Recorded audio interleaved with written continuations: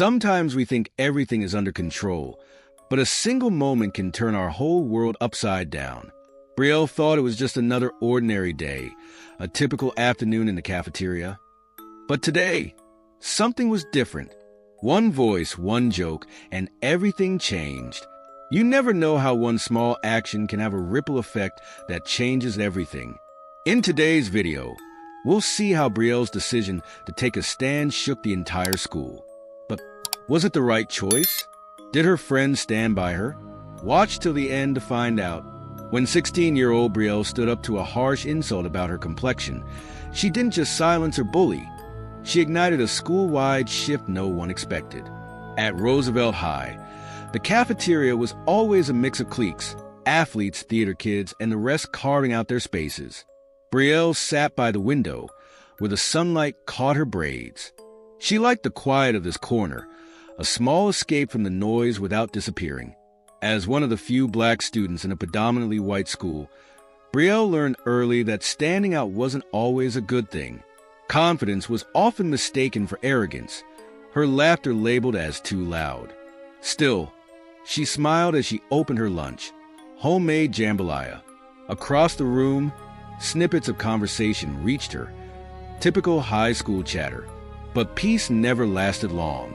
A group of juniors, Jason, Mia, and their friends, sat a few tables away, their laughter growing louder.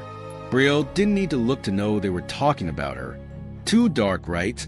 Jason's voice cut through the noise, loud enough for everyone nearby to hear. You'd think she'd get it by now. Brielle froze, the sting of his words hitting her, but she composed herself quickly.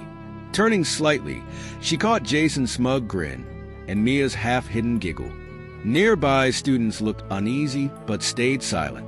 The air shifted. Eyes turned her way, curious and amused. Her heart pounded, but her face stayed calm. She'd faced moments like this before. Shrug it off, move on. But this time, it felt different. The insult was sharper, more deliberate. Jason leaned back, taunting. What? No comeback? Nothing to say? But Brielle wasn't going to let this slide. Not today. The cafeteria buzz softened, more heads turned. Conversation stalled. Forks froze in mid-motion, and a tense silence filled the room.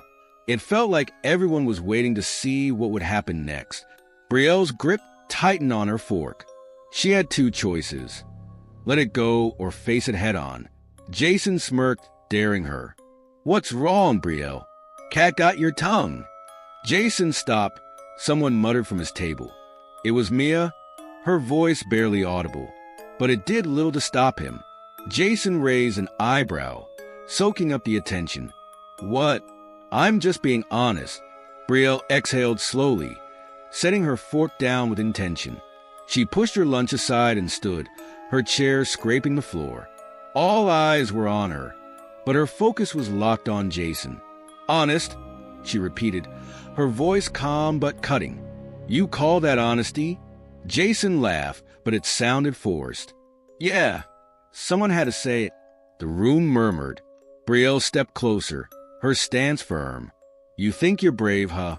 Brielle asked, her voice steady, silencing the whispers. Surrounded by your group, thinking you can tear someone down because you feel small? Jason's smirk faded. What are you even talking about? Oh, I'm sorry, Brielle continued, cool but fiery.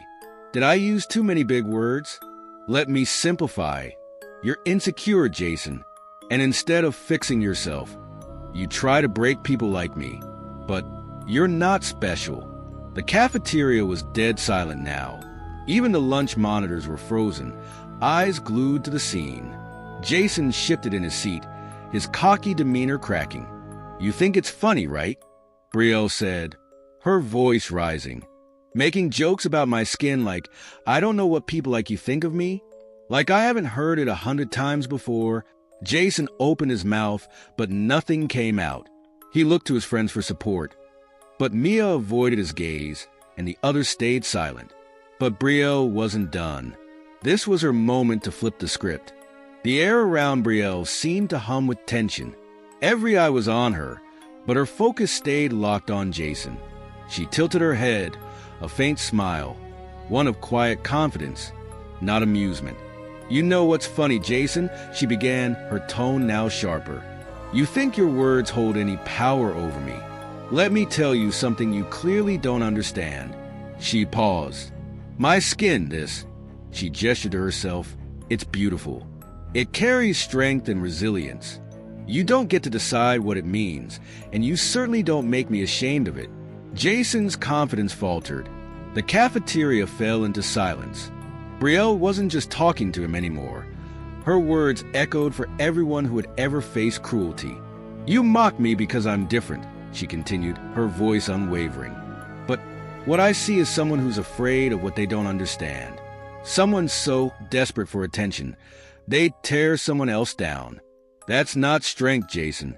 That's weakness." A murmur rippled through the room. Students' expressions shifted from indifference to admiration. Jason glanced around, sensing the change. "What do you gain by humiliating me?" Brielle stepped closer. "Does it make you feel better? Fix what's missing in your life." Jason stammered. "I didn't mean it like that. Didn't mean it." Brielle's voice cut through. "You knew exactly what you were doing. You wanted to make me feel small.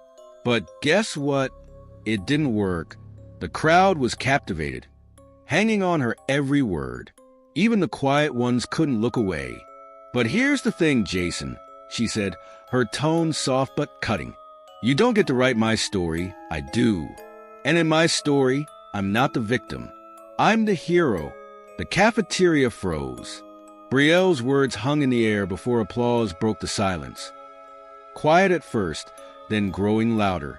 She stood tall, calm. Jason sank in his seat, his bravado gone. As Brielle walked back to her table, someone called out, "You're amazing, Brielle." She offered a small smile of gratitude. Though the cafeteria returned to normal, something had shifted. An unspoken reminder that sometimes silence isn't the answer. Jason, still humiliated, muttered, "Drama queen." Brielle turned back, her expression now pity. "If standing up for myself makes me a drama queen, then I'll wear the crown. Try it sometime. It's better than hiding behind insults."